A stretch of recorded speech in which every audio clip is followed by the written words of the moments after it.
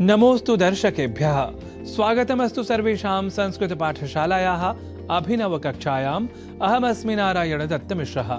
संस्कृत पाठशाला की कक्षा में आज पुनः शब्दों के शुद्ध उच्चारण और शुद्ध लेखन को बताने के क्रम का कर लेते हैं आरंभ आज के विशेष शब्द के साथ, जहां हम सामान्य रूप से उच्चारण और लेखन में कर जाते हैं अशुद्धि, और वह अशुद्ध शब्द है आर्यभट्ट।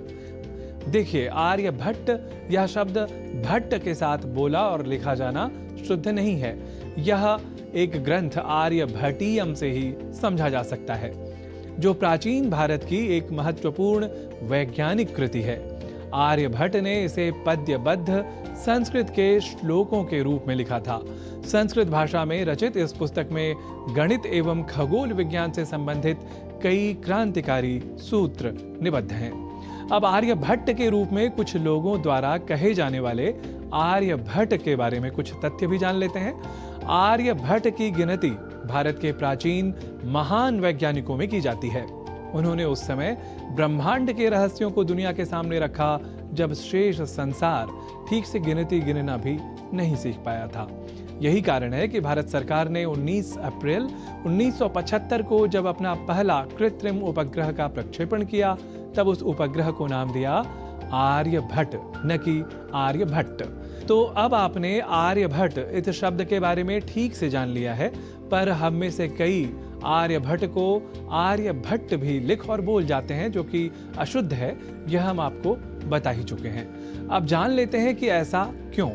देखिए, वास्तविक या शुद्ध नाम या शब्द आर्यभट्ट ही है। आर्यभट्ट को आर्यभट्ट लिखने के पीछे लोगों की धारणा यह है कि ब्राह्मण होने के कारण वे भट्ट होने चाहिए, जैसे कि कुमारिल भट्ट, भट्ट गोपाल, गोपाल भट्ट स्वामी आदि आदि।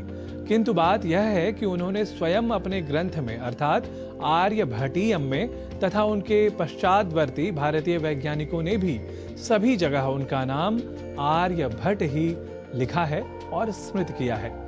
और यह भी जान लीजिए कि भट्ट शब्द का अर्थ होता है योद्धा।